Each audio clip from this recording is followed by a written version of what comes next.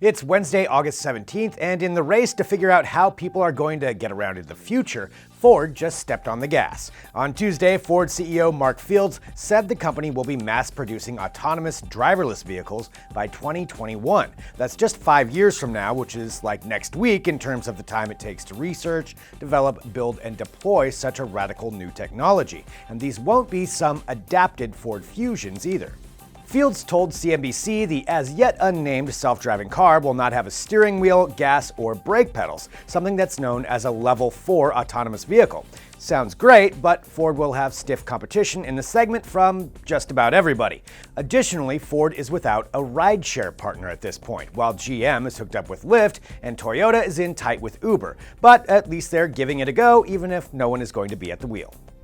Intel is getting into the VR/AR game with Project Alloy, a self-contained computer in a headset that it showed off Tuesday at its developer forum event. With PC sales slumping and VR starting to take off, Intel looks to be betting big on virtual reality tech with Alloy, which will combine VR with elements of Microsoft's HoloLens augmented reality, or AR, in a self-contained headset that isn't tethered to a PC. The headset will use Intel's RealSense technology to see the real world and fold it into the VR world inside the headset so you don't, bump into the furniture or a bus. Not that you'd wear this thing outdoors anyway, but we're not judging. Alloy will run on Windows Holographic, the OS that powers the HoloLens, and the hardware will be released as an open source system next year for developers who want to get in on the fun. If you've always been a fan of 70s horror movies or the Borg and their avant-garde cubist spaceships, good news! You can soon assimilate a new HP computer called the Omen X to run your collective, or your VR holodeck at least. HP announced the new PCs yesterday, and the form factor is, different.